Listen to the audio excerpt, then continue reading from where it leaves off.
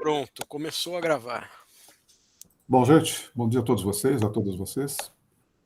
Prazer retomar.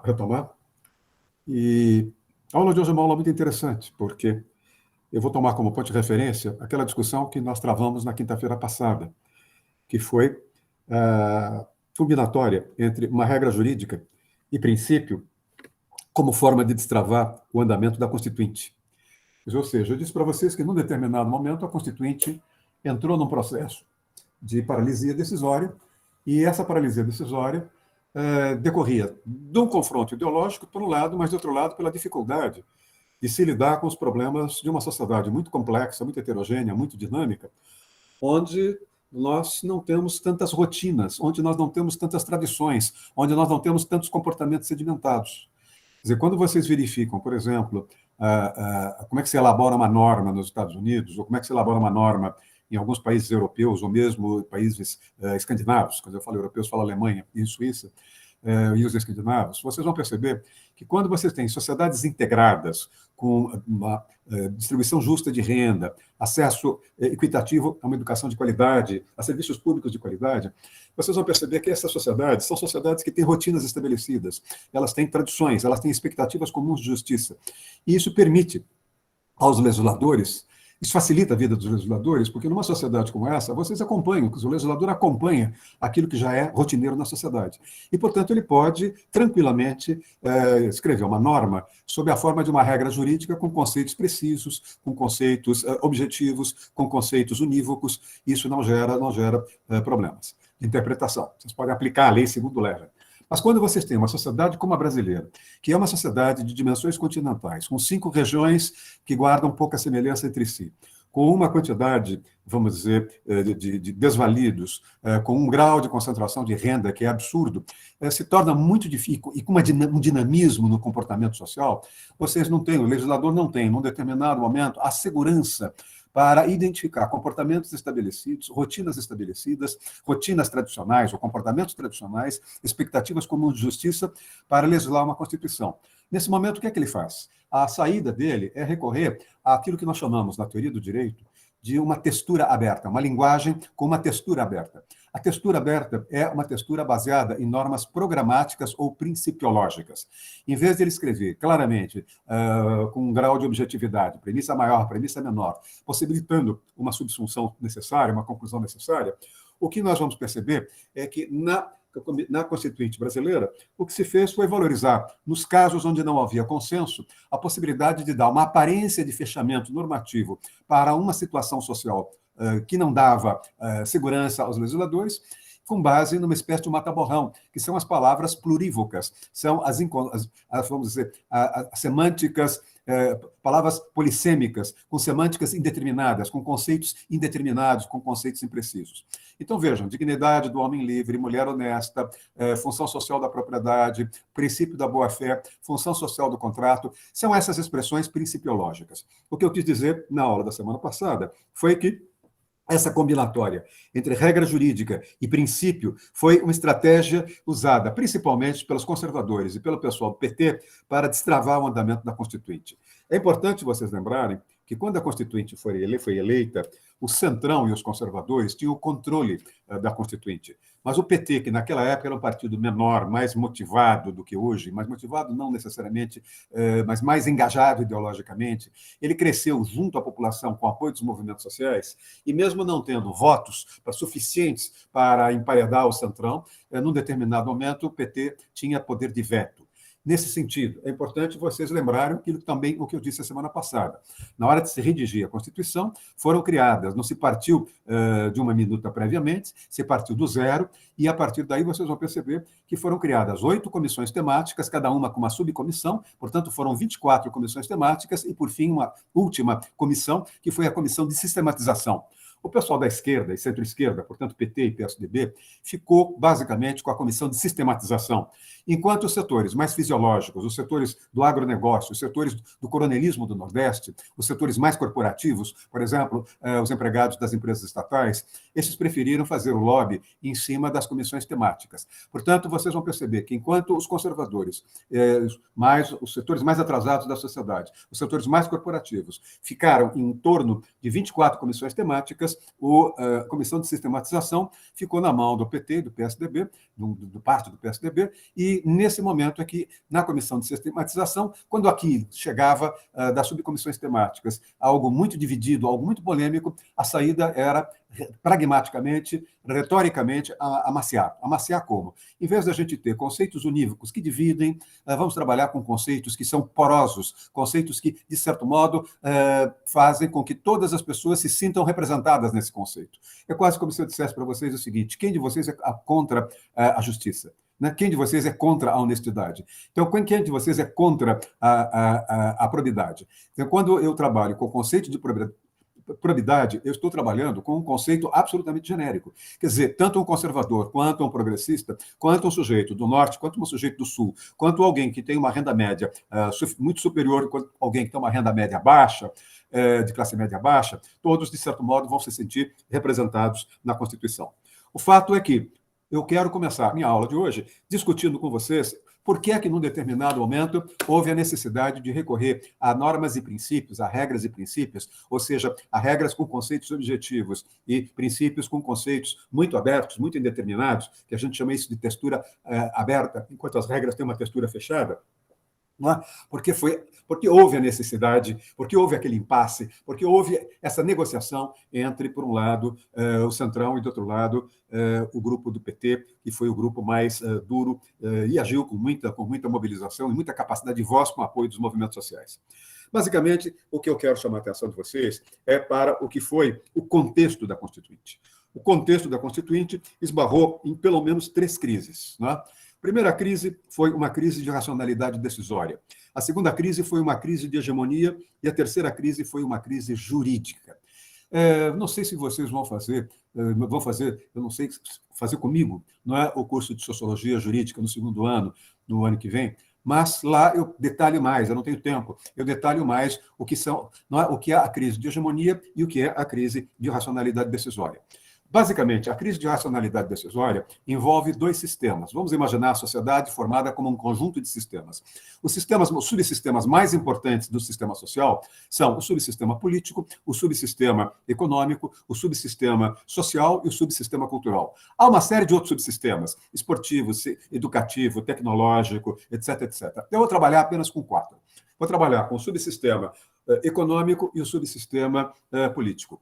Quando eu tenho, nos 4 subsistemas, 3 funcionando bem e 1 funcionando mal, exemplo, quando eu tenho um sistema econômico funcionando bem, um sistema social funcionando bem e um sistema cultural funcionando bem, o sistema político vai mal, aqueles 3 sistemas que vão bem subsidiam o déficit de eficiência do sistema político que vai mal. Se o econômico vai mal, mas a política vai bem, o social vai bem e o cultural vai bem, esses 3 suprimem o déficit do sistema econômico. Agora, há momentos em que eu tenho uma crise econômica e essa crise vai fermentando, ela não vai conseguindo se auto-resolver. Então, nesse momento, por exemplo, quando vocês têm uma inflação que vai correndo o poder econômico e aquilo vai durando, e lembram que eu mencionei o número, como é que a inflação cresceu lá atrás, não é? Isso vai fazer com que isso gere tensões políticas. Ou seja, se o sistema econômico vai mal e o sistema econômico não consegue resolver com as suas próprias regras as suas crises internas, ele vai, com o tempo, ainda que o sistema político viesse bem, ele vai começar a corroer a eficiência do sistema político. Vejam a Argentina. A Argentina tem uma crise do peronismo há pelo menos 20 anos. Essa crise do peronismo levou a uma crise econômica, a crise econômica passou a alimentar a crise política. Ou seja, a crise política passou a alimentar uma crise econômica que retroalimentou a crise política. Quando eu tenho, portanto, um sistema econômico que vai mal e um sistema político que começa a ir mal, ou vice-versa, um sistema político que vai mal e começa a afetar a qualidade da economia, eu vou ter uma crise da racionalidade decisória. A crise da racionalidade decisória é claramente decorrente da fragmentação do processo de tomada de decisões econômicas e políticas, da desorganização administrativa, do esgarçamento do federalismo e da inflação. Ou seja, se vocês olharem, vocês vão ficar assustadíssimos, primeiro, com os níveis de inflação que estavam por trás da Constituinte. Eu mencionei isso para vocês a semana passada. Segundo, com a confusão política com a saída dos militares do poder. Terceiro, com a confusão que foi o plano cruzado do governo Sarney. Com a falta de liderança do Sarney. Ou seja, vocês vão ter ali uma crise política por trás da Constituinte e uma crise econômica por trás da Constituinte, a crise política alimentando a crise econômica e vice-versa. Portanto, nós tínhamos uma crise que a gente chama crise de racionalidade decisória. Isso quase que leva a gente falar que a crise da racionalidade decisória é quando nós não temos métodos, é quando nós temos um horizonte, um sentido de horizonte de poder, é quando nós não temos um projeto de nação, é quando nós não sabemos o que queremos para o país e coisas do gênero. Não é? A segunda crise é uma crise de hegemonia. O que é a crise de hegemonia? Eu disse que a sociedade tem 4 subsistemas. Ela tem um subsistema econômico e político. Quando os dois têm curto-circuito, isso gera uma crise de segundo grau, que eu chamei de uma crise de racionalidade decisória. Mas eu tenho o subsistema econômico e eu tenho o subsistema cultural. Qual é o papel do subsistema econômico? É promover crescimento. O que gera o crescimento? Crescimento gera a inclusão dos jovens, a inclusão das novas gerações no mercado de trabalho. O crescimento econômico amplia a base tributária. Com a base tributária, a gente tem possibilidade de aumentar a receita fiscal e o país conseguir financiar políticas públicas, principalmente para corrigir as desigualdades sociais. Quando uma economia vai bem, ela cresce. Quando ela cresce, ela gera aumento da circulação de riquezas, ela aumenta a base tributária e ela gera uma receita fiscal que permite ao Estado superavitário financiar políticas sociais para a inclusão social, nas áreas de saúde, educação, etc. Quando a economia vai mal, ela faz exatamente o oposto. A questão do sistema social é de calibrar as expectativas. Vejam, se vocês olharem a Faculdade de Direito, vocês vão perceber o que eu vou dizer. Muitos de vocês talvez não se conhecessem quando fizeram vestibular. Eu, quando entrei na faculdade, praticamente só conhecia os meus antigos colegas de curso clássico que prestaram comigo, e todos eles entraram, não é? Nós éramos em 10, mais ou menos assim. Então, quando eu entrei na Faculdade de Direito, eu demorei um tempo para saber quem era quem. Tinha gente do interior, tinha gente que vinha de outros estados, tinha gente muito rica, tinha gente não necessariamente pobre, classe média. E aquilo havia necessidade de socializar, nós não nos conhecíamos. Então, num determinado momento, nós começamos a perceber qual é a função da tradição, das trovinhas, qual é vamos dizer, a função do ponto de vista sociológico, daqueles quadros pintados a óleo, daquela parafernália do salão nobre. É dar uma unidade na diversidade. É dar um sentimento de unidade na diversidade. No caso do Lago São Francisco, nós temos trovinhas, tradições, o Salão Nobre, etc., etc., que tentam dar a alunos que vão chegando e que não se conhecem entre si uma identidade franciscana. A mesma coisa faz o sistema cultural. Ele calibra as expectativas da sociedade. Eu tenho uma sociedade nordestina, eu tenho uma sociedade amazônica, eu tenho uma sociedade no Sudeste, eu tenho uma sociedade no Centro-Oeste e tenho uma sociedade na região Sul. Tudo isso precisa necessariamente de um fator de liga, um fator de unidade. Então, vocês têm aí os mecanismos de calibração das expectativas. Os militares diziam, quem não é patriota é inimigo interno. Daí vinha Brasil ame ou deixe, na época em que eu fiz a Faculdade de Direito. Hoje a gente vê o Bolsonaro repetir isso, quem não é bolsonarista é comunista, é coisa desse tipo. Quer dizer, ele divide, não é? Mas o que nós estamos percebendo é que quando nós temos uma crise no sistema social, alto desemprego, economia informal, forte processo de concentração de renda. Isso sobrecarrega o sistema de calibração das expectativas. Isso sobrecarrega o sistema de natureza cultural. Ou seja, quando eu tenho uma desestruturação do sistema social, com base em renda, falta de emprego, com violência, não tem sistema cultural que sustente um país. Eu me lembro na minha vida em que falam muito da identidade coletiva de ser brasileiro, quem somos nós como brasileiros. Eu me lembro que fui brasileiro quando o Ayrton Senna morreu e houve vamos dizer, um choro nacional. Quando Tancredo morreu, houve um choro nacional. E em 1970, quando o Brasil foi campeão na Copa do Mundo do México. Agora, fora isso, vocês têm diferentes identidades, é um Brasil muito poroso. Nesse momento é que surge a crise de hegemonia. A crise de hegemonia é a fusão da crise do sistema cultural com o sistema social. Quando a gente fala numa crise de hegemonia, isso significa que a crise de hegemonia é decorrente da falta de integração social, de uma eficaz calibração das expectativas. Isso quer dizer, não há valores majoritários. A sociedade é uma sociedade marcada por fraturas valorativas. Nós não conseguimos ter uma maioria clara. Ou seja, quando vieram as eleições para a Constituinte, nós verificamos uma espécie de fragmentação na Constituinte das representações políticas. Não houve uma maioria clara, uma maioria ideológica, uma maioria doutrinária, uma maioria principiológica clara. Portanto, a crise de hegemonia é quando vocês levantam um valor e eu os veto, voto contra vocês. Né? Ou então quando vocês levantam um valor e eu os veto, ou quando eu levanto um valor e vocês me vetam. Ou seja, nós temos um sistema de vetos recíprocos, não saímos do lugar.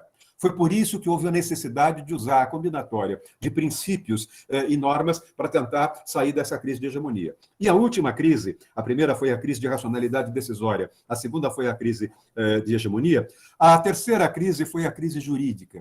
Quer dizer, naquele momento, nós começamos a perceber que não era fácil a gente criar uma Constituição, porque para criar uma Constituição, ela vai funcionar como uma superestrutura jurídica, mas o que eu tenho na base é uma infraestrutura jurídica que era extraordinariamente, vamos dizer, primeiro, ineficaz, segundo, envelhecida pelo tempo e, em terceiro lugar, completamente inadequada à realidade de uma sociedade cambiante. Só para vou dar um exemplo para vocês. Em 1940, 68% da sociedade brasileira era rural e 32%, eu estou arredondando, era urbana, não é? Quando a Constituinte quando nós tivemos ali em 1940 o Código Penal de 1941 e o de processo penal de 40, e o processo penal de 41, esses códigos de processo penal e penal eram códigos feitos à luz das necessidades de uma sociedade agrária. Esses códigos estavam em vigência quando a Constituição de 88 foi promulgada. Só que naquele momento, em 1988, nós tínhamos muito mais, nós tínhamos quase 82% da população vivendo no campo e apenas 18% da população vivendo na cidade, no campo. Não é? Ou seja, há um processo de urbanização intensa num período pequeno de tempo, 4, 5, 6 décadas, não é? Enquanto nos Estados Unidos demorou 100 anos, na Inglaterra isso demorou 50 anos, para ver essa inversão de uma sociedade rural para uma sociedade industrial. Como é que a gente pode pegar um sistema infraconstitucional, um Código Penal, Código Civil, que na época era o Código de 1917, e criar uma Constituição em 88? É evidente que isso esbarraria num problema jurídico, num macro problema jurídico. Esse problema jurídico, esse macro problema jurídico, pode ser visto com, deixa eu ver, 2, 4, com 6 a 7 problemas. 6 a 7 questões. Primeira questão da crise jurídica. Nós tínhamos uma doutrina jurídica que valorizava as faculdades de direito, com aquela visão liberal do século XVIII e XIX, as faculdades de direito, inclusive lá em São Francisco, elas valorizavam excessivamente a figura do indivíduo esclarecido, do indivíduo do iluminismo. Só que nós temos até hoje uma sociedade com feições clânicas e uma sociedade com feições corporativas. Quer dizer, nós vamos ver a eleição do Tiririca, por exemplo, não é? Numa sociedade liberal iluminista, um Tiririca não se elegeria nunca, quanto dirá se reeleger, não é? Por quê? Isso é fruto ainda de colégios eleitorais, de currais eleitorais, de nível baixo, do nível de alfabetização muito baixo da sociedade brasileira e coisa desse tipo. Então, a primeira coisa que nós vimos era uma incompatibilidade entre uma visão doutrinária dos constituintes, que era basicamente, na maioria, uma visão liberal de inspiração inglesa e de inspiração americana, para uma sociedade ainda, vamos dizer, com resquícios da escravidão, uma sociedade ainda na região Nordeste, oligárquica, marcada pelo coronelato, uma sociedade marcada nas regiões industrializadas pelo populismo, no que ele tem mais de vulgar e coisas do gênero. A segunda dimensão da crise jurídica era o fato de que a nossa sociedade era muito dinâmica, ela vai se industrializar entre o Estado Novo de Vargas até o fracasso do segundo Plano Nacional de Desenvolvimento da ditadura militar, esse fracassou ali na altura de 1978, não é? Vocês vão perceber que nesse período de 1937, Estado Novo, até o fracasso do governo Geisel, nós vamos ter aí, deixa-me fazer as contas, 80, nós vamos ter aí uns 37 ou quase 40 anos de industrialização.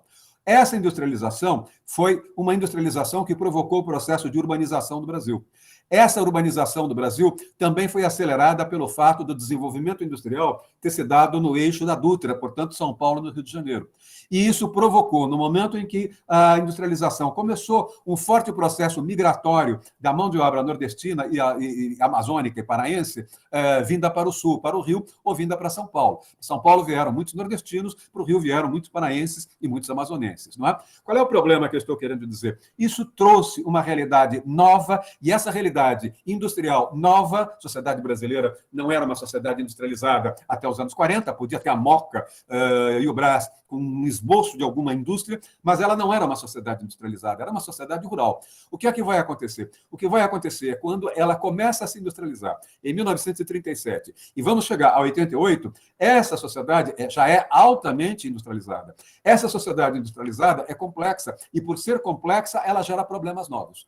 Ou seja, nós vamos começar a perceber que na década de 1980, nós tínhamos um conjunto de problemas novos, novos tipos de conflito. Agora, a magistratura tinha, não é, uma visão envelhecida, uma visão anacrônica. O Ministério Público tinha uma visão envelhecida, uma visão anacrônica. A legislação infraconstitucional era uma legislação envelhecida, era uma legislação anacrônica. Traduzindo, o que eu quero dizer é que, se num primeiro momento nós tínhamos uma doutrina jurídica valorizando o indivíduo iluminado, do iluminismo, melhor dizendo, não é? Nós tínhamos, ao mesmo tempo, uma sociedade clânica. Num segundo momento, nós tínhamos leis e códigos envelhecidos e novos tipos de conflito. Em terceiro lugar, houve a possibilidade, num primeiro momento, ali no final do governo Figueiredo, no começo, 1986, 87, nós tivemos a aprovação de algumas leis novas, não é? Só que nessas leis novas introduziam muita modernidade no campo do direito, mas nós não tínhamos, naquele momento, uma cultura jurídica moderna. Ou seja, o que foi, não é, o resultado de um grande fracasso. Não adianta vocês inovarem um instituto jurídico fazendo com que o legislativo aprove uma lei inovadora, se eu tenho uma mentalidade judicial, uma mentalidade do Ministério Público, uma mentalidade das faculdades de direito extraordinariamente anacrônica. Não é?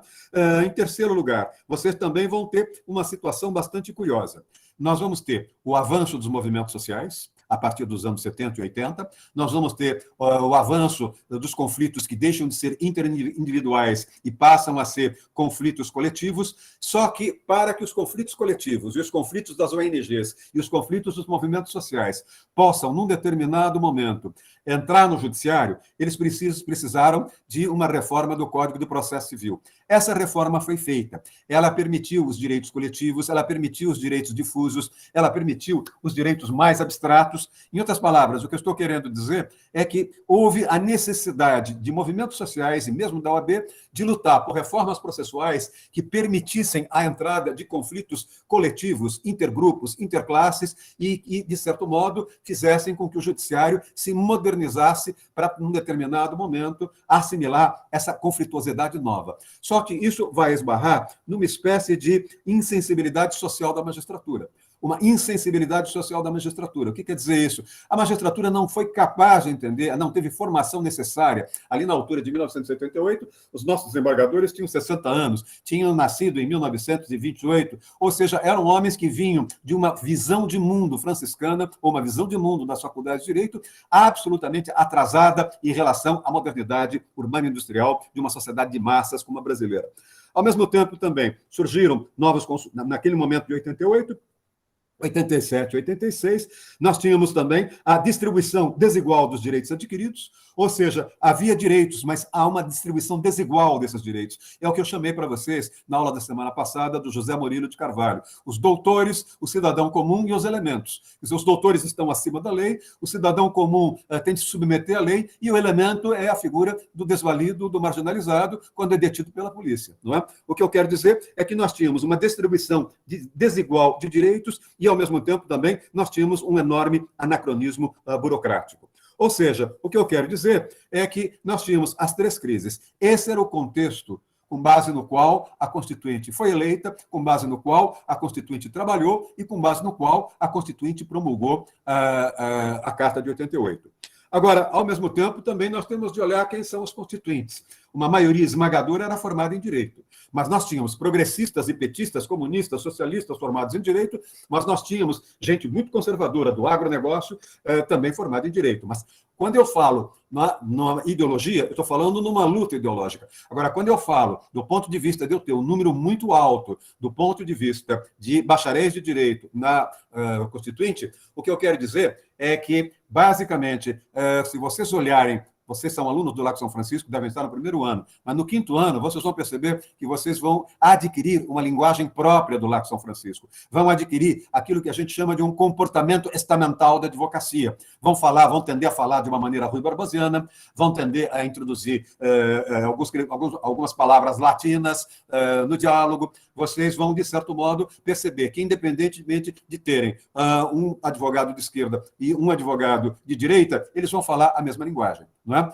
Vejam, eu me lembro que, em 1988, no debate final da Constituinte, haveria a possibilidade de um arranca-rabo entre o líder do PT, Plínio de Arruda Sampaio, formado aí no Lago São Francisco, e Roberto Cardoso e Alves, respondendo pelo Centrão, líder do Centrão, formado pelo Lago São Francisco, e ambos foram contemporâneos de escola.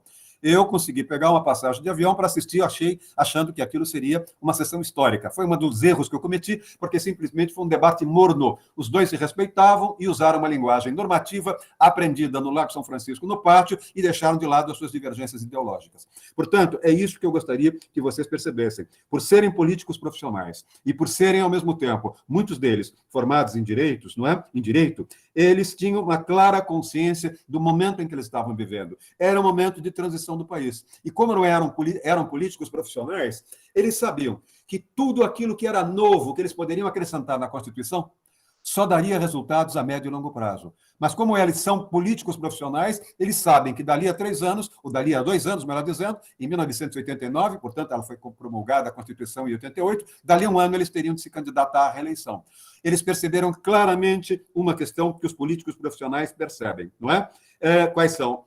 Qual é a percepção? A percepção é de que os custos de uma inovação, não é? Ele ocorre no curto prazo.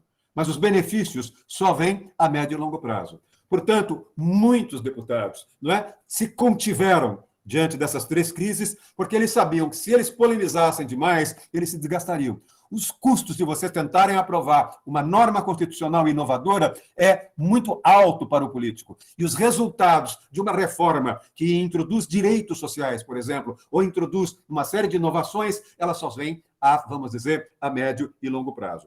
Portanto, a partir daí, a grande questão que começou a ser discutida foi a possibilidade de trabalhar com 24 comissões temáticas, com diferentes linguagens normativas, né, com regras ou com princípios, mas essa tendência de vocês terem o Centrão e os conservadores controlando as comissões temáticas e o pessoal mais à esquerda controlando a sistematização.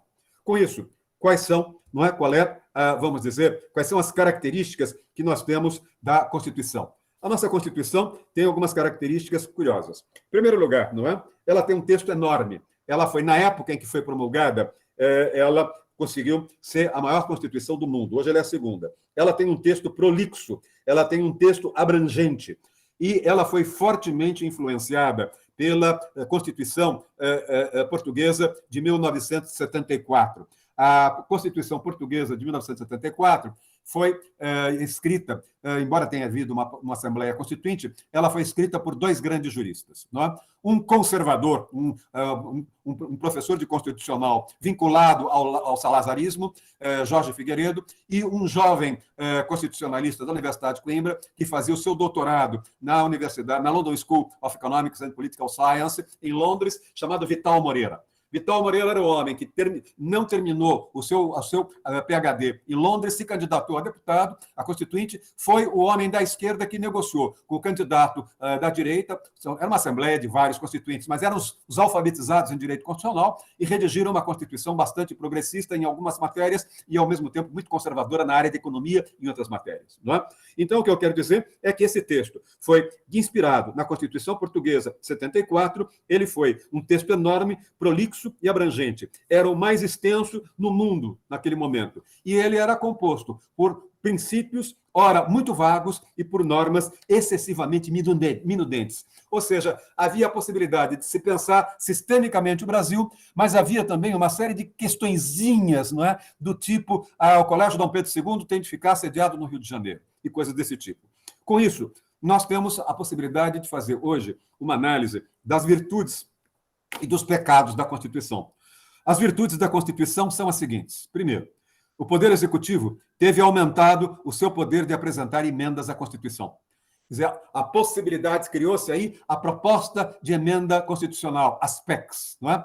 Antes, as constituições eram mais rígidas. Mesmo a Constituição Liberal de 1946, elas eram bem mais rígidas. E elas não admitiam um emendamento, ou seja, não admitiam reformas com muita facilidade. Os critérios eram muito duros, muito rígidos, ou seja, o que nós tínhamos ali é, uma vez criada a Constituição, se dificulta que ela seja reformada ou se dificulta que ela fosse emendada.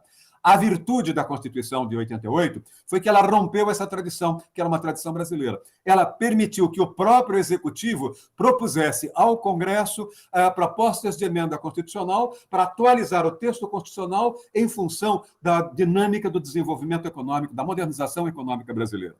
Segundo, o Poder Legislativo também teve o seu poder de fiscalização aumentado.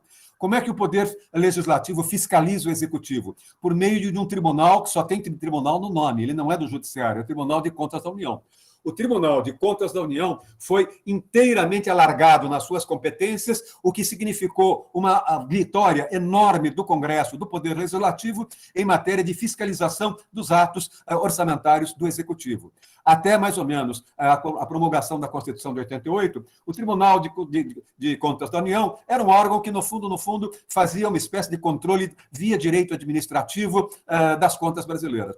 Depois de 88, não, ele começou a analisar os objetivos da política pública, a fundamentação da política pública, a possibilidade de aquilo gerar inflação ou não, a possibilidade de saber se tinha receita ou não. Ou seja, nós passamos a discutir, via Tribunal de Contas da União, uma política pública não apenas pelos seus aspectos lógicos formais, mas pelos seus aspectos materiais ou substantivos, não é? E hoje essa é uma discussão extremamente importante, porque o Tribunal de Contas da União, que era um tribunal formado por publicistas de uma formação kelseniana, hoje tem economista, tem demógrafo, tem engenheiro de produção, tem especialista em contabilidade superior e coisa do gênero.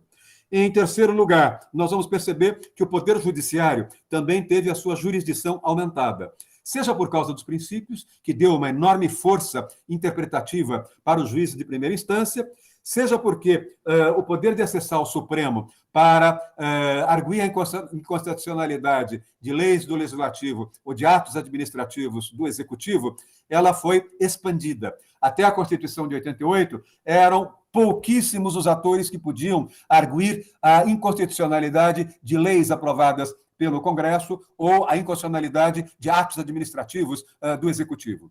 Nós tivemos um alargamento, ou seja, determinadas confederações, Ministério Público, várias entidades passaram, com representação nacional, passaram até a prerrogativa constitucional de impetrar uma ação direta de inconstitucionalidade, de arguir a inconstitucionalidade. Quando nós vemos aqui esses militares do atual governo, o próprio presidente, dizendo que ele quer mexer no Supremo, que o Supremo está intervindo em tudo, etc., etc., o que o sujeito não é capaz de perceber é que isso foi uma vitória assegurada, uma vitória com a democracia, uma vitória assegurada na redemocratização brasileira, permitindo que nós tivéssemos um maior controle da constitucionalidade dos atos do Executivo e do Legislativo. Ou seja, nós vamos começar a perceber que é exatamente a partir daí que cresce a demanda de adins, a demanda de arguições de inconstitucionalidade junto aos tribunais. E os tribunais são acusados por esse tipo de gente que está no governo, né, de dizer que eles fazem ativismo judicial, que eles travam o judiciário, que eles travam o executivo, melhor dizendo, que eles travam o legislativo. Eles estão cumprindo apenas e tão somente o seu papel, não é? Além disso, o Ministério Público também ganhou maior autonomia como representante dos interesses indisponíveis da sociedade. E, por seu lado, também nós vamos começar a perceber que os princípios, a linguagem principiológica da Constituição foi valorizando, não é, o alcance dos direitos sociais, valorizando a partir das ideias de igualdade, das ideias de solidariedade, das ideias de inclusão e das ideias de emancipação dos desvalidos. Portanto, ela foi uma Constituição mais dirigente.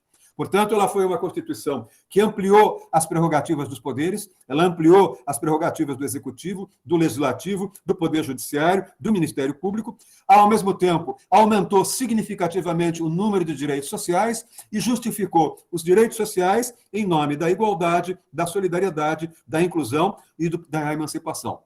Vejam aí, são palavras igualdade, solidariedade, inclusão, emancipação, que vocês sabem ou não sabem o seu alcance. São palavras vagas, são palavras polissêmicas, não é? E os juízes ganharam a possibilidade de aplicar essas palavras, conceitos abstratos, e fechando esses conceitos, tornando esses conceitos mais fechados em casos concretos. Portanto, vocês têm aí uma Constituição que tinha um compromisso social, uma Constituição que nós chamamos, na linguagem dos constitucionalistas, de uma Constituição aspiracional. Ela, portanto, reconheceu os direitos fundamentais, ampliou a independência individual na linha do liberalismo contemporâneo, mas, ao mesmo tempo, também olhou para os setores mais pobres da sociedade. Quais são os pecados da Constituição de 88? Bom, começa que na economia, ela começou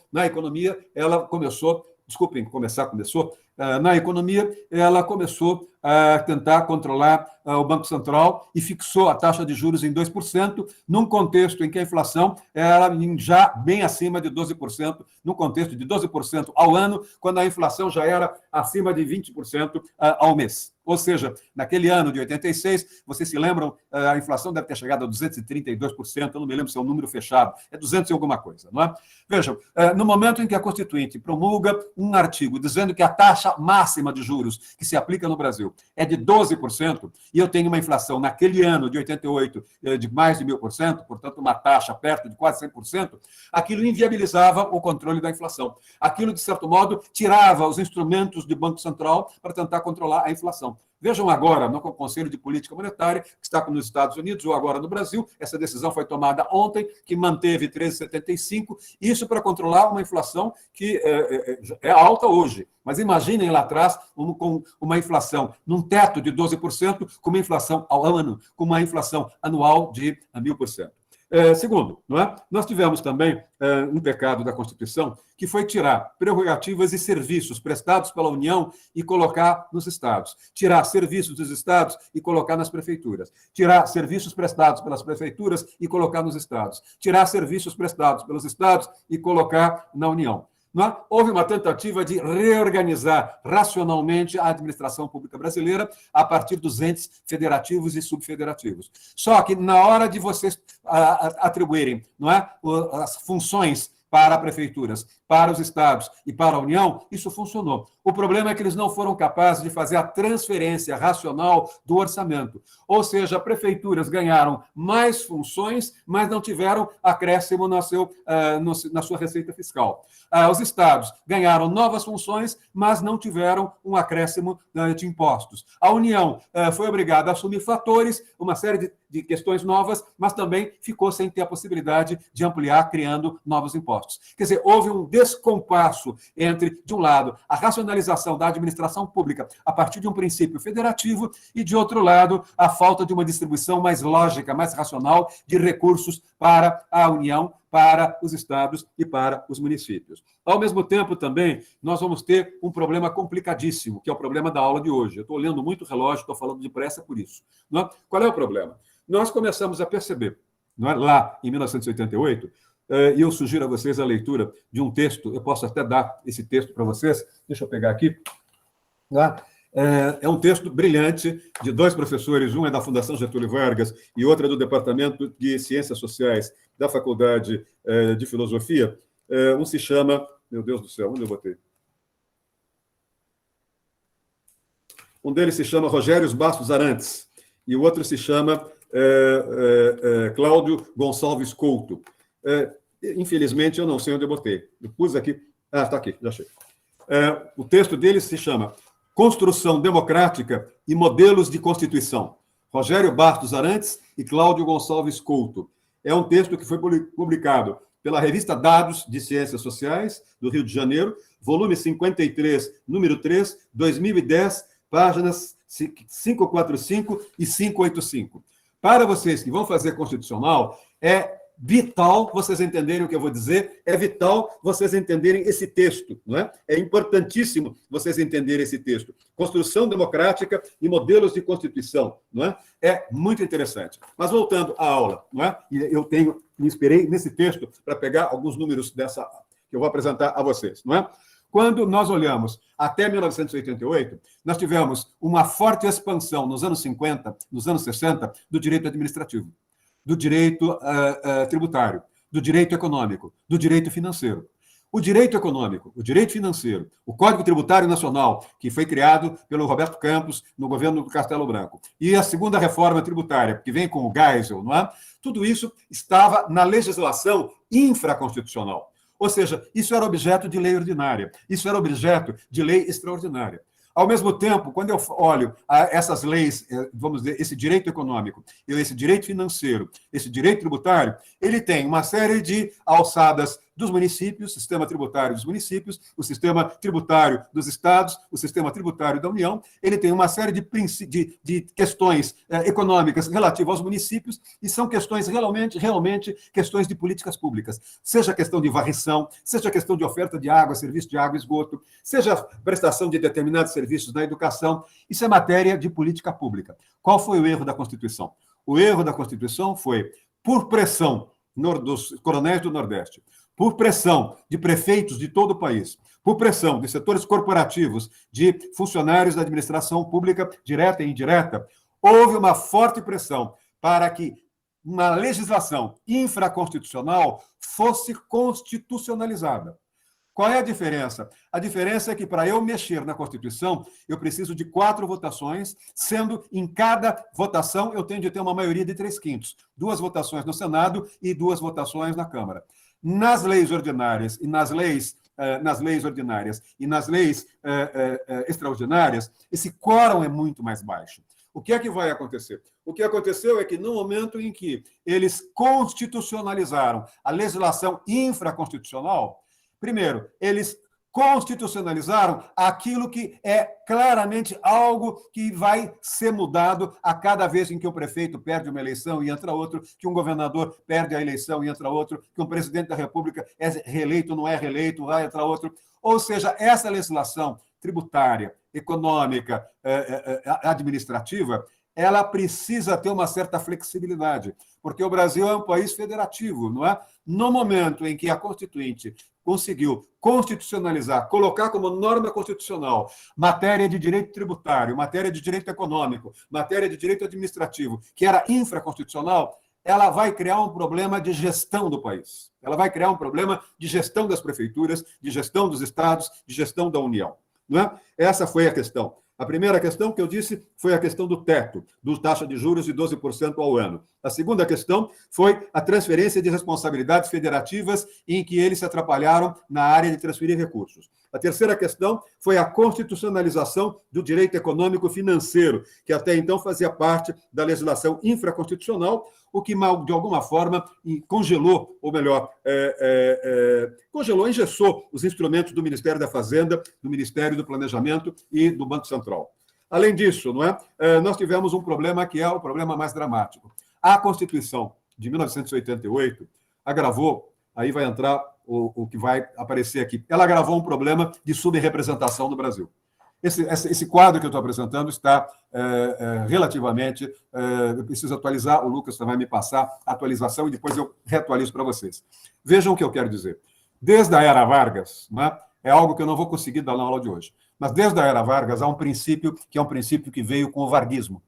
Vargas, quando chegou ao poder em 1930, e quase caiu em 1932, quase caiu em 34 e deu o golpe em 37, percebeu que o seu inimigo era o empresariado de São Paulo. E ele trabalhou com a seguinte ideia: se eu não tiver a possibilidade de dividir o país, eu não governo, eu caio. Qual foi a divisão que ele fez? Não é? São Paulo, no tempo da República Velha, uniu a sua liderança econômica com o café com uma liderança política. A República Velha foi a liderança de São Paulo, política e econômica, em parceria com Minas. Portanto, se nós continuarmos permitindo a união de quem tem o poder econômico, também tem o poder político, nós vamos ter o Brasil como uma espécie de um comboio de trem, que São Paulo é a locomotiva puxando vagões vazios, que são os estados. E, a partir daí, Vargas começa a disseminar uma premissa. Os estados que forem economicamente fortes serão economicamente fracos. Os estados que forem economicamente fracos serão politicamente fortes. Vejam, Nordeste, Norte e Centro-Oeste sempre foram estados economicamente fracos. E, a partir das mudanças varguistas lá atrás, eles começam a ganhar um número maior de estados, começam a ganhar um número maior de cadeiras na Câmara e no Senado. E São Paulo, e o Sul e o Sudeste, que são o coração econômico do Brasil, tem o poder econômico, mas dentro da estratégia herdada de Vargas, nós temos ali o quê? Nós temos a possibilidade de que eles tenham o controle da economia, mas não tenham o controle político. Essa herança varguista foi fortemente utilizada pelos militares. Os militares, quando perceberam que começava a crescer o MDB, começaram a fundir o estado do Rio de Janeiro e da Guanabara para diminuir o número de senadores e deputados daquela região do Rio e, ao mesmo tempo, dividiram o Mato Grosso em dois, Mato Grosso, capital Cuiabá, e criaram Mato Grosso Mato Grosso do Sul.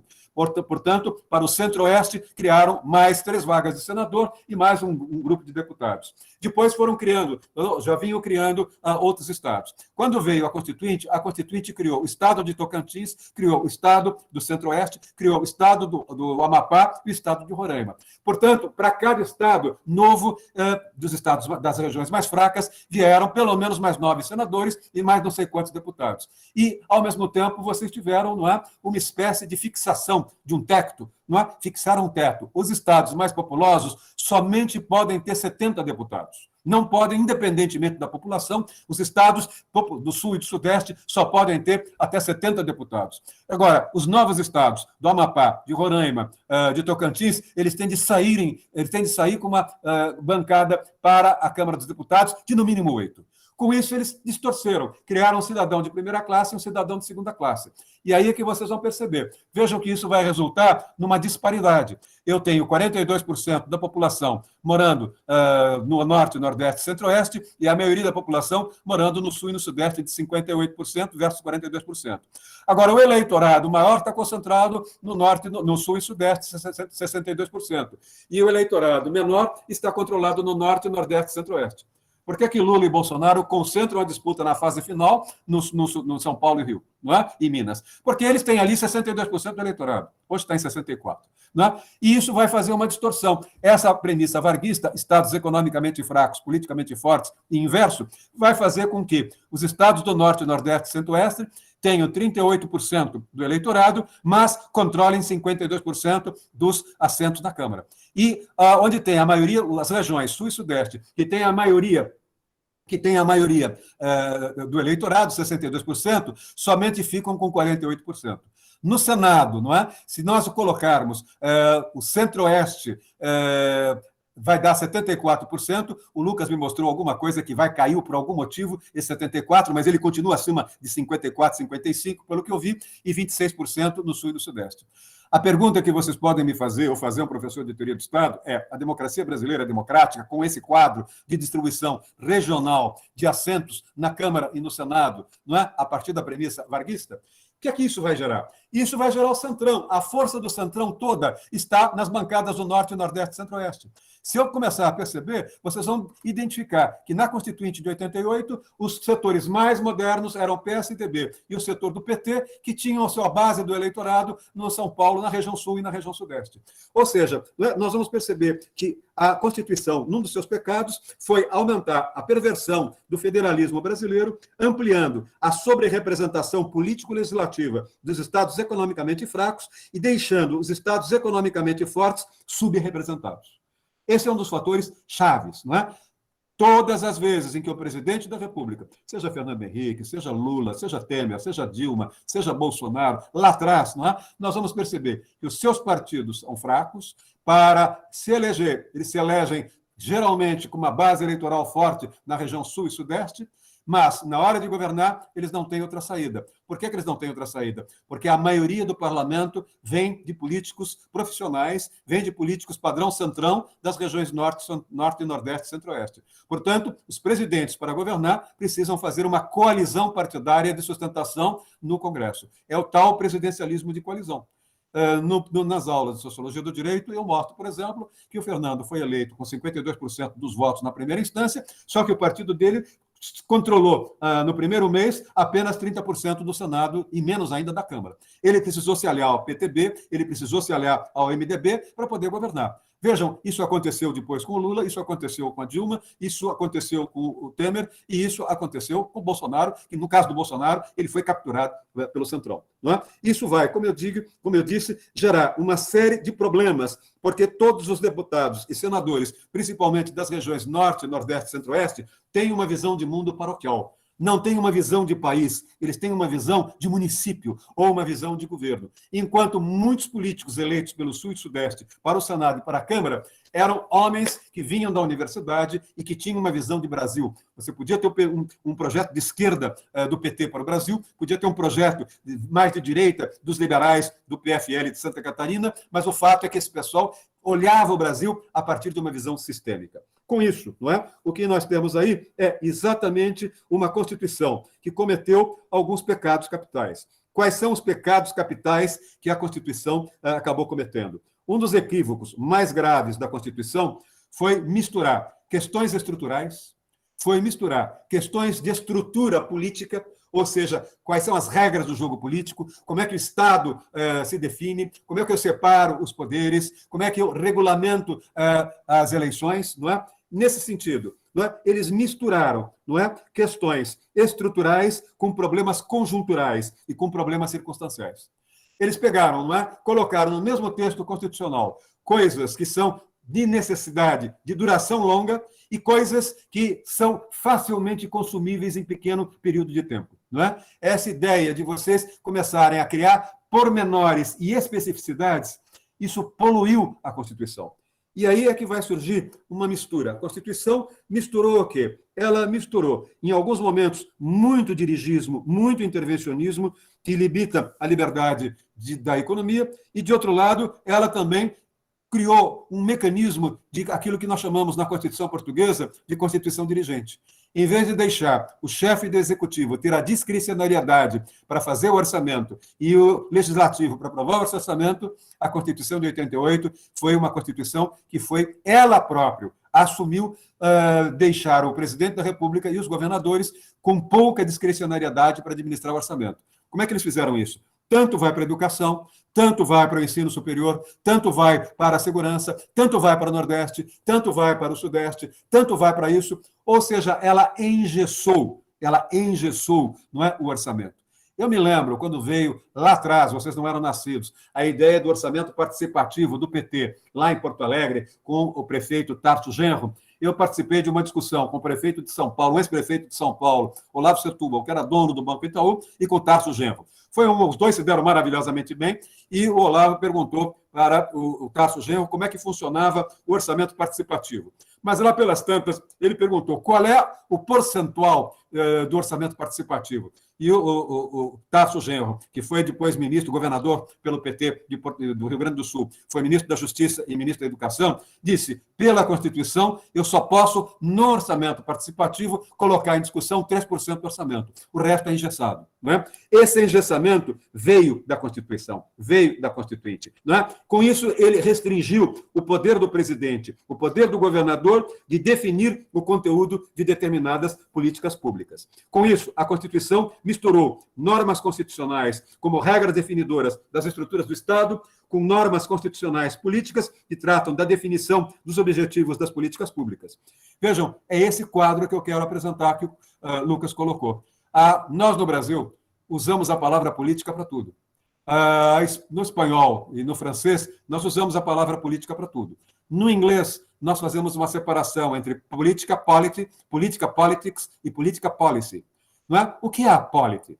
A polity é a norma estrutural de uma Constituição. É a estruturação do Estado de Direito. Quando eu falo num Estado democrático de direito, que é, de certo modo, legitimado por uma Assembleia Constituinte como poder constituinte originário, eu falo num poder constitucional básico. Eu falo num poder que exerce uma função estruturante. A polity é a macropolítica. A polity não é, corresponde à estrutura paramétrica estável da política. A polity define os parâmetros da convivência democrática. A polity implica consenso mínimo dos atores políticos com relação às regras básicas. Ou seja, a polity nos definiu como uma democracia representativa, a polity nos definiu como um Estado laico, a polity definiu o federalismo como estrutura político-administrativa, a polity separou os poderes em três. Vejam, a polity é a estruturação político-institucional de um país. Quando eu tenho um jogo político, quando eu tenho uma campanha eleitoral, quando eu tenho Lula versus Bolsonaro, quando eu tenho Tabet versus Ciro Gomes, eu tenho a politics. A politics é o dia a dia do jogo político. é o dia a dia dos debates parlamentares. A politics é o dia a dia do debate que vocês têm na Câmara, do debate que vocês têm no Senado, ou na Assembleia Legislativa, ou na Câmara Municipal. Quantas e quantas vezes vocês não veem aqueles deputados berrando, não é? Aqueles senadores berrando, não é? Um xingando o outro. Agora, se vocês olharem, parte daquilo é teatro, porque muitas vezes eles fazem aquilo, mas as decisões já foram previamente tomadas. Eu me lembro que uma vez, logo depois do ato 5 de 1968, eu era aluno do Lago São Francisco, tinha 18 anos, 19 anos, fui repórter político do Estadão para cobrir Brasília, entro na sala do Ulisses Guimarães, está ele conversando, líder da oposição, conversando com José Bonifácio, líder da situação, os dois tomando um bom litro de uísque e os dois conversando, vamos dizer, conversa de política tradicional. Ou seja, brigaram no palanque, mas os dois estavam praticamente se amando do ponto de vista, eram, vamos dizer, políticos há muito tempo se conheciam. Não é? Então, a politics envolve essa ação política cotidiana. Ela envolve a dimensão dinâmica da política nos partidos, a dinâmica da formulação das políticas públicas no executivo, a dinâmica da tramitação dos projetos de lei ordinária ou de lei extraordinária no Senado, na Assembleia Legislativa ou na Câmara dos Deputados. A politics, né, ela envolve o desenvolvimento do jogo político conforme as regras vigentes. E a politics é o próprio jogo. Ela implica disputas, ela implica negociações, ela implica acordos, ela implica formação de coalizões. Vejam, para aprovar os projetos de reforma da Previdência, o governo do presidente Fernando Henrique entregou na mão do Antônio Carlos Magalhães 3 ministérios e 50% do orçamento. Né? E esse jogo é um jogo que o Lula também fez. Quando o Lula foi processado no caso do Petrolão, para evitar o impeachment ali em 2005, ele fez um acordo com com partidos evangélicos e partidos, vamos dizer, inclusive partidos mais fisiológicos. Isso faz parte do jogo. Temer fez isso, a Dilma fez isso, lá atrás o Fernando fez isso, Juscelino Kubitschek fez isso. Ou seja, só na ditadura militar é que isso não foi feito. E a policy, o que é? A policy é o resultado da politics. Quando eu tenho PT e PSDB se debatendo no governo Fernando Henrique, quando eu tenho PSOL se debatendo aqui em São Paulo com um partido do Bolsonaro, o que nós estamos vendo é que eles estão exercendo a politics. Mas na hora de votar, na hora do prefeito mandar o seu orçamento, na hora de aprovar uma verba pública, não é, aprovar um projeto de lei, o que nós vamos perceber é que alguém ganha e alguém perde. E isso é a policy. A policy é a política pública que vai ser adotada pelo prefeito que teve aprovado um projeto de lei, pelo governador que teve aprovado um projeto de lei, pelo presidente da República que teve aprovado um projeto de lei. Portanto, o que eu quero mostrar a vocês é que vocês têm 3 conceitos distintos de política: polity, politics e policy. O que vai acontecer aí é que na Constituinte, não é, a regra de aprovação das matérias era a maioria absoluta, 50% mais 1. Como os prefeitos e como os governadores das regiões Norte, Nordeste e Centro-Oeste conseguiram mandar um número muito grande de constituintes em detrimento do Sul e do Sudeste por causa do gráfico anterior, não é? Basicamente, isso significa que essa regra de aprovação das matérias, o quórum era muito baixo. Então, com isso, os prefeitos do Nordeste, do Centro-Oeste e do Norte, os governadores das 3 regiões, conseguiram ver aprovadas, eles viram aprovadas uma série de questõezinhas de políticas públicas, uma série de questões que interessavam a eles, regionalmente a eles, localmente a eles, mas eram questões que, como eu disse, eram questões menores de políticas públicas que foram levadas à Constituição. Eram matérias anteriormente discutidas do ponto de vista de lei ordinária e de lei extraordinária. Qual foi o resultado, não é? O resultado é que, com isso, muitas matérias regidas pela legislação ordinária e pela legislação extraordinária e complementar foram constitucionalizadas. A partir daí, a geração constituinte, quer dizer, a geração dos constituintes, amarrou as gerações futuras, as gerações de vocês, não é? A decisões sobre temas que não são propriamente constitucionais, mas de interesse dos parlamentares naquele determinado contexto. Traduzindo, o que é que eu estou querendo dizer? O que eu estou querendo dizer é que nós tivemos uma mistura de normas constitucionais principiológicas e normas constitucionais na base de regras jurídicas. Normas constitucionais com textos precisos e normas constitucionais com textos abertos. Segundo, nós tivemos uma combinatória de normas de polity com normas de politics. E tivemos uma combinatória de norma de politics com normas de policy. e tivemos também uma combinatória de normas de polity com normas de policy. Quer dizer, virou uma grande geleia, não é? Virou uma situação em que, do dia para a noite, parte da pirâmide, não é, acabou sendo elevada à cúpula da pirâmide.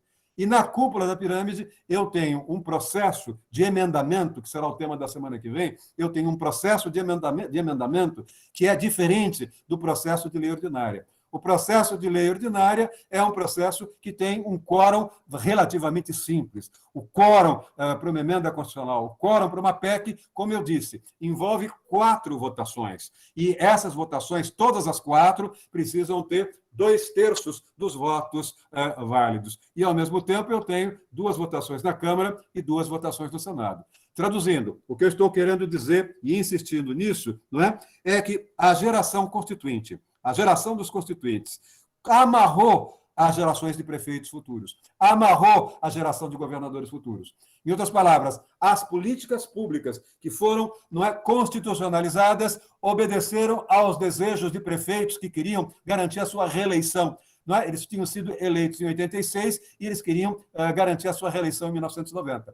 Então, a Constituição brasileira, em vez de pensar em termos de médio e longo prazo, em matéria das políticas públicas que inflaram a Constituição, ela trabalhou com um horizonte de curto prazo.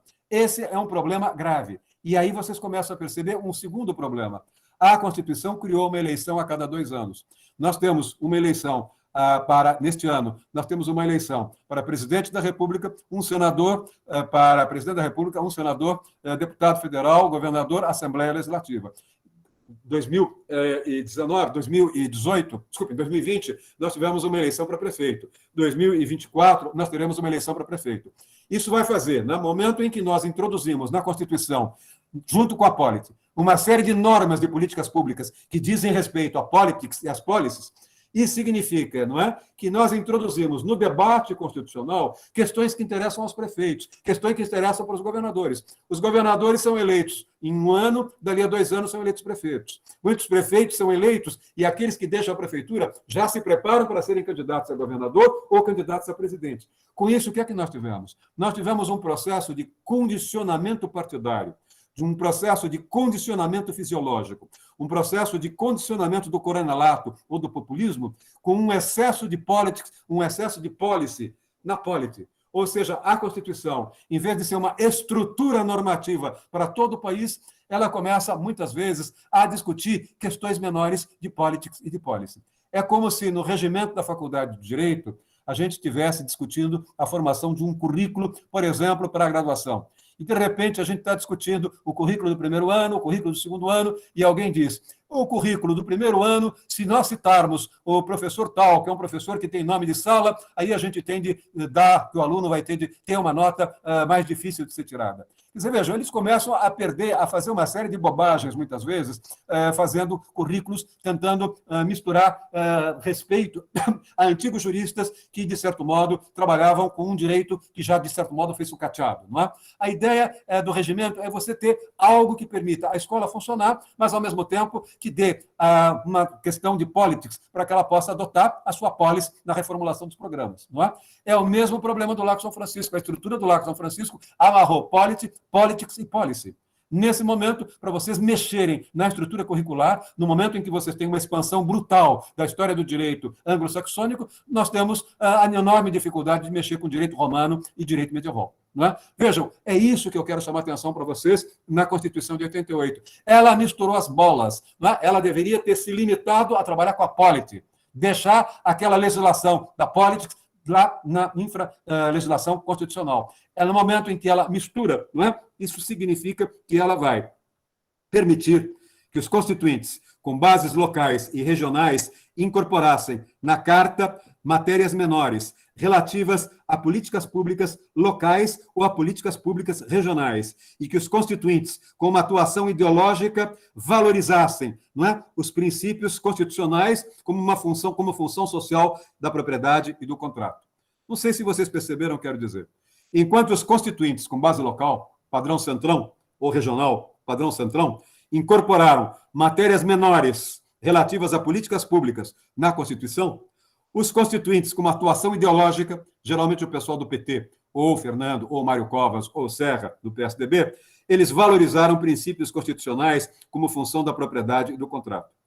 Com isso, não é? Primeiro, vocês vão perceber que a Constituição teve nove minutas, não é? Vejam, ela teve, no fundo, 9 projetos de Constituição. Entre a primeira que foi aprovada, não é? E a última, no todo, foram 9 minutas. Essas 9 minutas mostram como foi difícil amarrar as, vamos dizer, sugestões das 24 subcomissões temáticas com a comissão de sistematização. E isso vai fazer com que aquela negociação de princípios e normas, sede aqui, sede lá, a nossa Constituição, não é? Só para vocês terem uma ideia, nessas minutas foram apresentadas, não é? A minuta última, só a minuta preparada, a última minuta, aquela que foi votada, não é? Que foi preparada pela comissão de sistematização, ela recebeu 65.809 propostas de emendas. Fica claro? Ela só saiu com 245 artigos. Mas ela foi, lá no final, submetida a um conjunto de 65.800 novas emendas. É inviável vocês trabalharem com 65 mil emendas para escrever um texto com 245 artigos.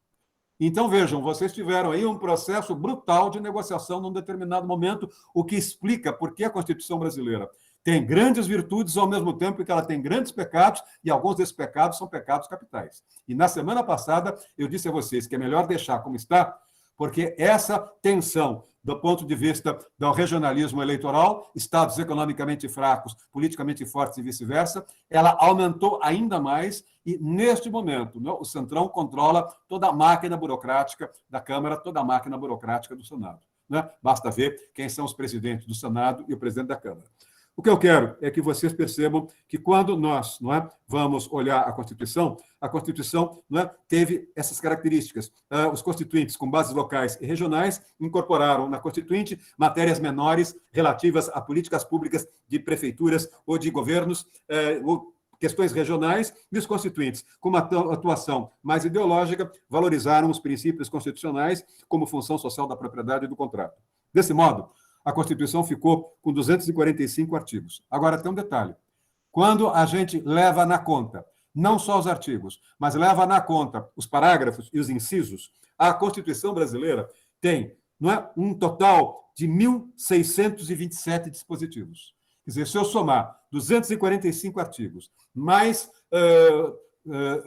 parágrafos e mais incisos, vejam que eu tenho no caput, na norma constitucional, eu tenho conjuntos principiológicos. Mas eu também tenho nos incisos, eu tenho princípios. E nos caputs, eu também tenho princípios. Não é? Claro que eu tenho um número maior de princípios no texto constitucional e nos parágrafos, e um número menor. É tanto princípio que a norma constitucional, no texto, no caput dela, no texto base, ela já tem princípio. Mas nos incisos, ela já tem princípio. Vejam, por exemplo, o artigo 5º da Constituição. Vejam o artigo 3º da Constituição. Não é? Vocês vão começar a perceber que isso vai fazer com que nós tenhamos um texto de 1.627 dispositivos na Constituição. Essa pesquisa que eu sugeri a leitura de vocês, de construção da Constituição, do Cláudio Gonçalves Couto e do Rogério Bastos Arantes, eu conheço os dois e fui membro da banca que examinou o doutorado do Rogério Bastos Arantes, os dois são excelentes. Eles fizeram análise por análise, uma análise detalhada, e, segundo eles, a Constituição brasileira tem 69,5% de normas constitucionais que tratam de polity, que tratam do parâmetro da democracia. E nós temos, a 30,5% de normas constitucionais que tratam de policies. Ou seja, basicamente, são 2/3 de normas que tratam de polity e 30%, 1/3, que trata de policy. Alguém vai me dizer, professor, 2/3 são mais do que 1/3. Tudo bem, mas aquele terço de policy não devia estar na Constituição. E esse texto que está de policy, esse 1/3 que está de policy na Constituição, ele acarreta uma série de problemas administrativos que, por sua vez, resultam em problemas orçamentários, que, por sua vez, resultam em ações judiciais de constitucionalidade na Câmara dos Deputados, e com isso nós vamos perceber presidentes venais e políticos venais acusarem o judiciário de não os deixarem governar ou de serem ativistas judiciais e coisas desse tipo. A semana passada, eu não sei se vocês leram o jornal O Valor de ontem, na semana passada, o presidente da República disse que, se for eleito, ele vai obrigar alguns poderes que estão por trás das 4 linhas da Constituição a entrarem de volta nas 4 linhas da Constituição. As 4 linhas da Constituição é que quem fala em jogo, como o presidente fala, ele fala sempre de um jogo de futebol que tem 4 linhas, mas tem jogo que nem tem 4 linhas. Não? Isso é um pouco de mediocridade intelectual. Mas o problema maior não é esse. O problema maior é que está sendo utilizada, não é? E essa foi a matéria ontem do Jornal Valor. Está sendo utilizado o dado de que a Constituição brasileira tem um número de dispositivos de 30%, 1/3, que é dispositivo de política pública constitucionalizada. Os presidentes, os governadores que vão entrar em 2024, 2023, não é? Eles vão ter uma dificuldade de governar, portanto, é melhor se criar uma nova Constituição ou se aprovar uma PEC que elimine essas políticas públicas, e com isso é o pretexto que eles têm para interferir no judiciário, aumentar o número de ministros do Supremo Tribunal Federal, o que diluindo a maioria que é contra eles, como a Argentina está propondo. A ditadura já propôs isso, fez isso com o ato institucional, acho que foi o ato institucional número 2, não dou certeza se foi o 3 ou o 2. E, ao mesmo tempo, também dá um limite para que os ministros do Supremo não tenham cargo vitalício. Fixar um período para que eles tenham e depois saiam, é uma forma de afastar o Fachin, é uma forma de afastar Rosa Weber, ou seja, isso tudo, não é, está sendo discutido. É isso que eu quero que vocês percebam. Essa aula estou dando muito, muito rapidamente, mas ela mereceria maior profundidade, não é? Então, vejam, o que eu quero dizer é que nós temos hoje alguma coisa como 69,5% das normas constitucionais tratam de policy, ou seja, de parâmetros para a democracia. Agora, o que inunda o judiciário, o que dificulta a aprovação de reformas constitucionais são as politics, são as policies, e elas têm alguma coisa em torno de 30,5%. Quais são os problemas que essa distorção acarreta? Quais são os problemas que essa discussão provoca? Ela provoca mais ou menos alguma coisa como 8 problemas. Não é? Ela provoca alguma coisa como 8 problemas. Vejam que esses 8 problemas existiram no governo Fernando, no governo Lula, no governo Dilma e no governo Temer. E governos Temer, governo Dilma, governo Lula e governo Fernando Henrique conseguiram conduzir isso com dignidade. Este presidente não, fala o tempo todo em golpe, fechar, é isso, não me deixam governar. Agora, vejam os problemas, não é? E vejam como alguns políticos têm uma certa estatura, têm consciência desses problemas e procuram sair dentro de propostas responsáveis. E temos presidentes da República irresponsáveis, inconsequentes, que aproveitam desses problemas para, vamos dizer, tentar caminhar na linha de que se chama democracia iliberal. São presidentes eleitos pelas regras da democracia que utilizam as regras da democracia para corroer a própria democracia. Eu discuto um pouco isso no artigo que saiu hoje no Jota. Saiu um artigo meu no Jota exatamente sobre isso. Não é? 2 momentos tristes, 2 momentos históricos com cor de chumbo. Ou seja, eu estou discutindo o que foi o ato 5 e a ditadura militar e o que é o risco de golpe, dependendo de como nós tivemos eleições, como o eleitorado se comportar em 2 de outubro e dia 30 de outubro. Quais são os problemas que essa estrutura de polity, dissolvida pela politics e pela policy da Constituinte de 88, acarreta? Primeiro problema, engessamento do orçamento. O orçamento está engessado. Vamos dizer, há 32 anos atrás, 34 anos atrás, vamos dizer, as necessidades brasileiras eram algumas. Hoje, 34 anos depois, será que as necessidades brasileiras mudaram? Vejam, as necessidades brasileiras em 1988 eram as necessidades de uma sociedade que saiu da ditadura, de uma sociedade que tinha enfrentado um processo inflacionário, que tinha enfrentado um enorme problema de, vamos dizer, de formação de regiões metropolitanas com uma população ociosa desempregada, portanto, com um aumento brutal de violência e um aumento brutal de favelas ou de comunidades, não é?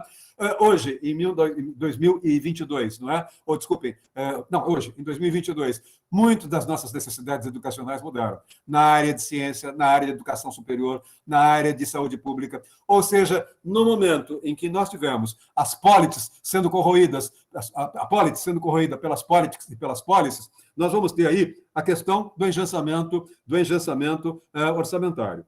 Segundo, nós vamos ter um acréscimo muito grande de normas específicas sobre normas gerais.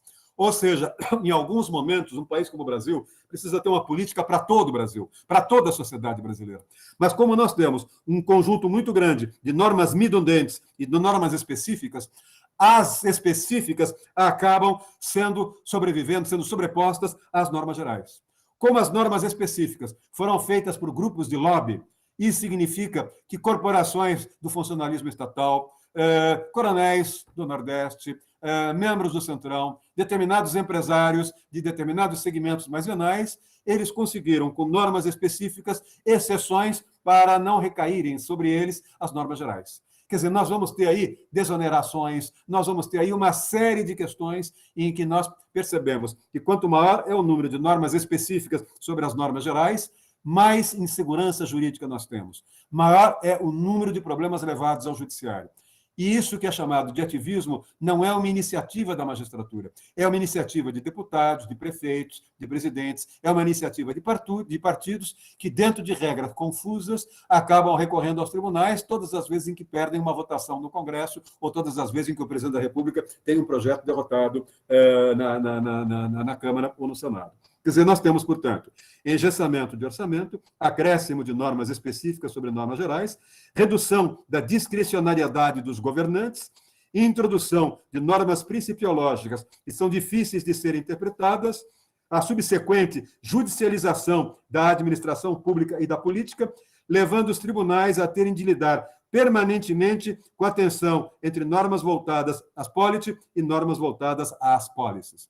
Um ministro do Supremo, uma vez, me disse o seguinte: eu acho que eu teria um enorme prazer em continuar sendo ministro para discutir a polity, porque aí estou discutindo o Brasil. Agora, no entanto, eu perco meu tempo discutindo uma série de probleminhas de prefeitos de cidades sem nenhuma expressão em função dessa mistura de polity, politics e policy. E aí eu vejo que eu estou vamos dizer, tornando um ministro medíocre, porque eu perco muito tempo discutindo minúcias e, com isso, eu não fico preparado, estudando para discutir as grandes questões constitucionais que vêm para o Brasil, não é? Que surgem no Brasil.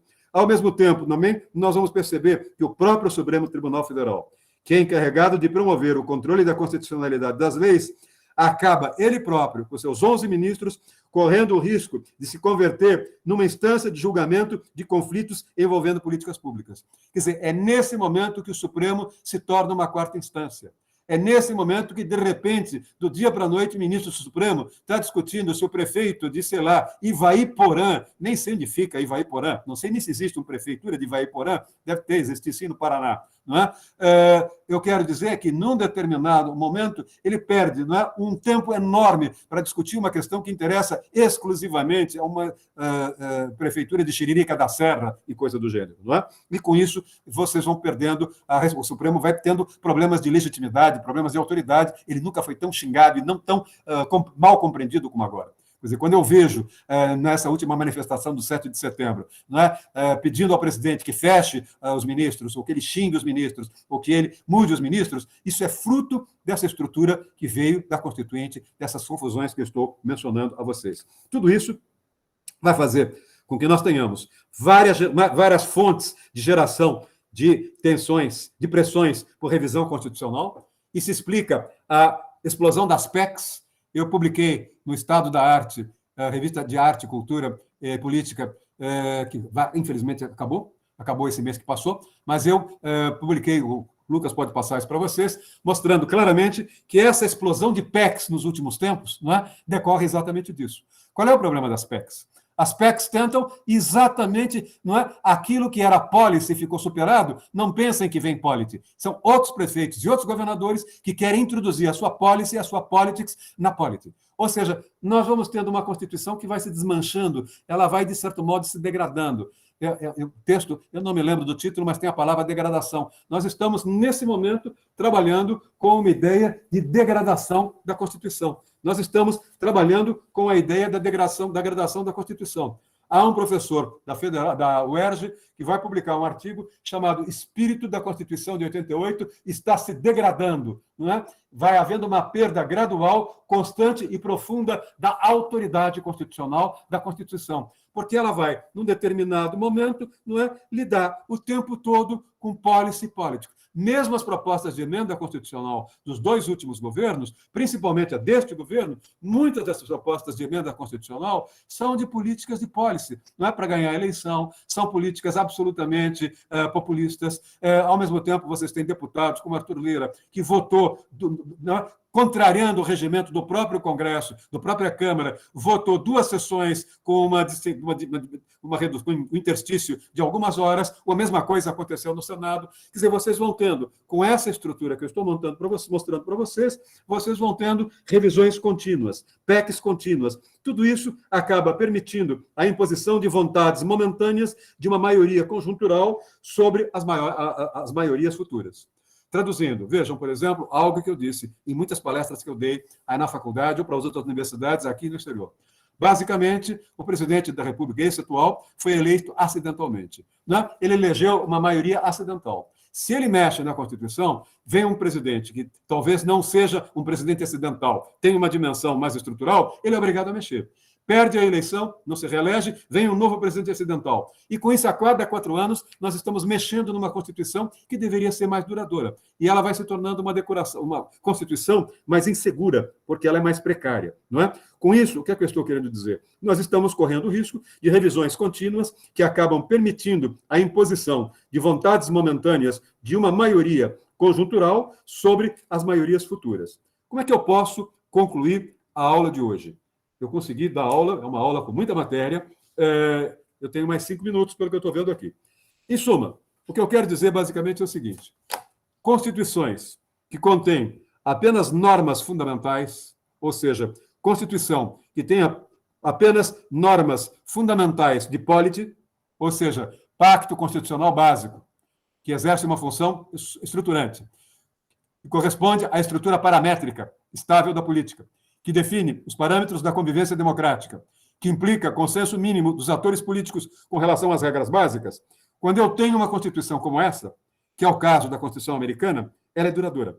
Ela tem, não é, sobre o jogo político, um efeito distinto do que a Constituição, que é essa Constituição brasileira, com excesso de normas, com excesso de princípios, com excesso de parágrafos, com excesso de políticas públicas. 1/3 da Constituição brasileira poderia ser desidratada. Não é?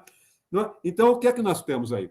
Nós vamos começar a perceber que, na tradição franco-românica, nós temos uma tradição doutrinária de misturar polity, politics e policy. Na tradição anglo-saxônica, nas doutrinas constitucionais, nós temos uma tradição, basicamente, de valorizar a polity. Como é que isso se reflete na situação política hoje? Isso se reflete na votação, por exemplo, dos votos da Rosa Weber, dos votos do Barroso, dos votos do Fachin, que fazem uma leitura já com uma formação anglo-saxônica e procuram exatamente utilizar os princípios para trabalhar com a agregação de valores de direito social, que é o que nós chamamos de neoconstitucionalismo. Aí vocês pegam, não é, esses ministros mais, vamos dizer, positivistas, como é o caso do Alexandre de Moraes, como é o caso do Lewandowski, como é o caso do Gilmar Mendes. Todos esses, não é, de certo modo, se deixam levar por discussões de políticas públicas e, com isso, vocês vão percebendo que, muitas vezes, são decisões que aumentam a complexidade, até desnecessariamente, da jurisprudência, ou dos conflitos sobre jurisprudência no Brasil. Como as políticas públicas, para terminar, tendem a ter uma baixa durabilidade, as constituições que contemplam essas políticas públicas são propensas à instabilidade.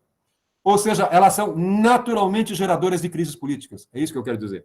Como as políticas públicas tendem a ter baixa durabilidade, as constituições que as contemplam são propensas à instabilidade. Seja porque elas serão mais frequentemente alteradas por maiorias ocasionais, seja porque serão repudiadas por dirigentes que, apesar de terem obtido maioria parlamentar nas urnas, não conseguem revisá-las, ficando assim impedidos de concretizar as suas metas. Foi o que aconteceu, não é, com o presidente Bolsonaro. Deixa eu só pegar aqui, não é? Deixa eu ver se eu acho aqui algo que pode ser interessante para vocês. Não é? Vejam o que eu estou dizendo. Não é? Vejam o que eu estou dizendo. O próprio... Não é? Como as políticas públicas, desculpem, estou dizendo aqui que ela gera crise, porque muitas vezes dirigentes que, apesar de terem obtido maiorias parlamentares, como foi o Bolsonaro, eles não conseguem revisar as constituições, eles ficam impedidos de governar. Vejam um dado interessante, só para vocês terem a noção do que eu estou querendo dizer. O presidente Bolsonaro, dentro de 3 anos e meio de governo, fez 194 vetos de projetos aprovados pelo Congresso. Só que 26% foram derrubados, não é? 26% foram derrubados. A manutenção da taxa de vetos é a mais baixa desde a redemocratização do Brasil. O presidente Bolsonaro é o presidente que teve o maior número de vetos derrubados, o que mostra que, de certo modo, não é? Hoje a agenda jurídica brasileira é uma agenda que está controlada pelo parlamento e não como foi controlada pelo Lula, pelo Fernando Henrique, pelo Temer. Não é? Segundo, o presidente Bolsonaro foi o presidente que mais editou medidas provisórias, comparando-se com todos os outros que vieram da redemocratização. Não é? Em 3 anos e meio, não é? A taxa de aprovação de medidas provisórias, o presidente Bolsonaro foi o que mais enviou medidas provisórias para o Congresso. A taxa de aprovação das medidas provisórias dele foi de apenas 49%. As taxas de aprovação do governo do Fernando Henrique no primeiro mandato foram de 81%. As taxas do Lula foram de 90%. Vejam, as taxas do Lula foram de 81%, as taxas de 90%, as taxas do Fernando foram de 81%. No segundo mandato, as taxas do Fernando foram de 76% e as taxas do Lula foram de 80%. Quando nós olhamos, não é, no governo Lula, os projetos de lei, as PECs, as leis ordinárias, todas as leis aprovadas, não é? Nós vamos perceber que, de todos os textos que Bolsonaro enviou para o Congresso, só 34% foram aprovados. No governo do Lula, as taxas de aprovação no primeiro mandato foram de 77,3% e no segundo mandato de 64,2%, respectivamente. Traduzindo, não é? O que eu quero dizer para vocês, portanto, é que o texto constitucional, para terminar, pode se converter ele próprio em objeto de uma disputa cotidiana, uma disputa política no dia a dia, em vez de ser um marco balizador dessa disputa na trajetória do tempo. Como as políticas públicas são justificadas por conceitos indeterminados, tipo dignidade do homem livre, igualdade, função social da propriedade, ao interpretar os casos concretos, os juízes se tornam colegisladores. Que os juízes começam, em algum momento, a ocupar um espaço que não era o espaço deles. E isso vai gerar o quê? Vai gerar uma certa retaliação do legislativo em cima do judiciário. Vejam que todas as decisões tomadas pela força-tarefa da Lava Jato, pelo aquele juiz que depois virou ministro da Justiça e agora é candidato a senador, ele trabalhou interpretando o conceito de moralidade pública. Ele não trabalhou com regra jurídica, ele trabalhou com um princípio.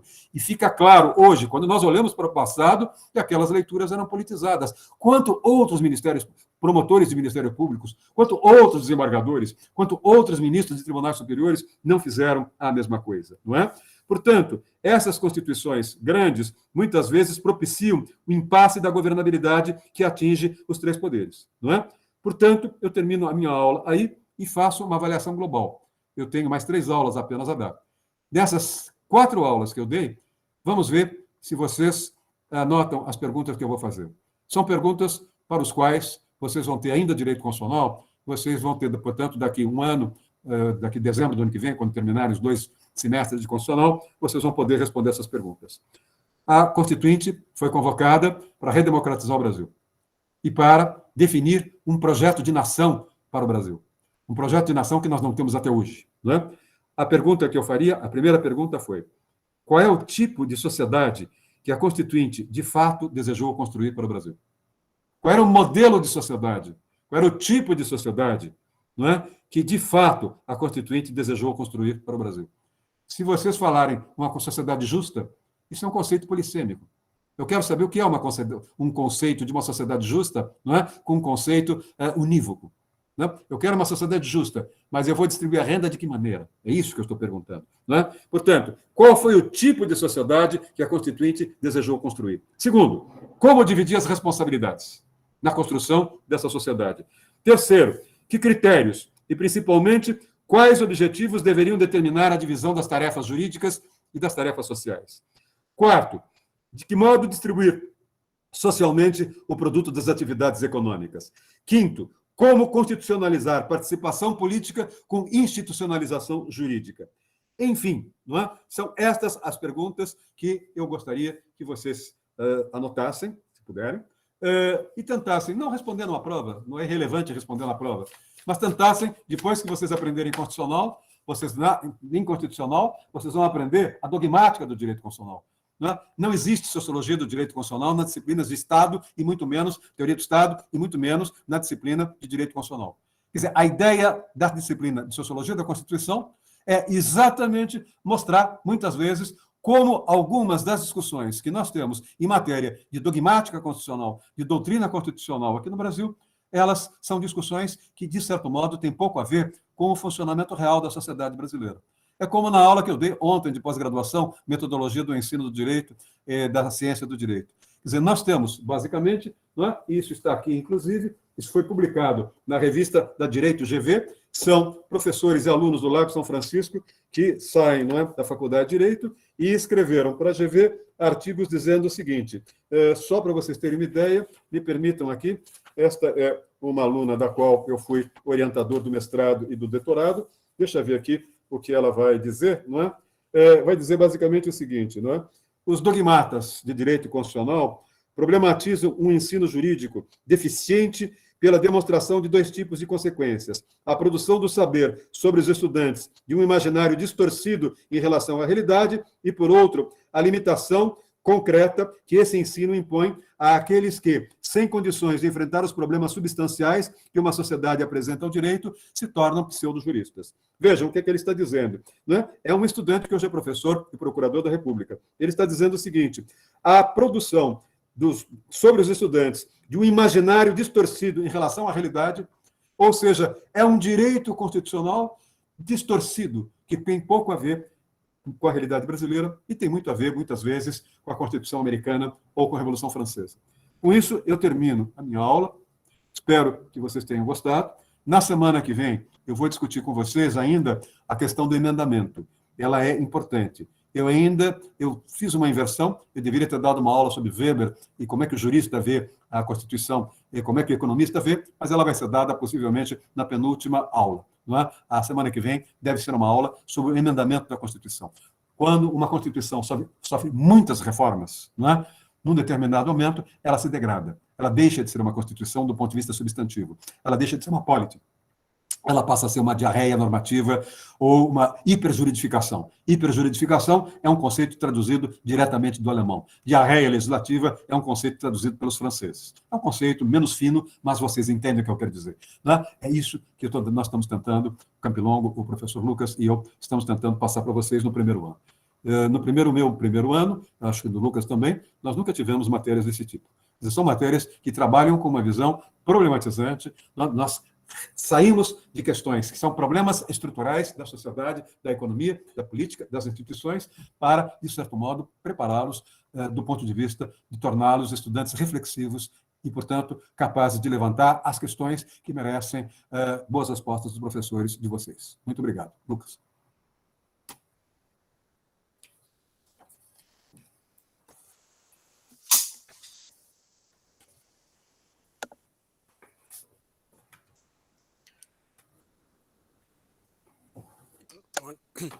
Então, agradecendo aqui pela aula. Deixa eu parar a gravação.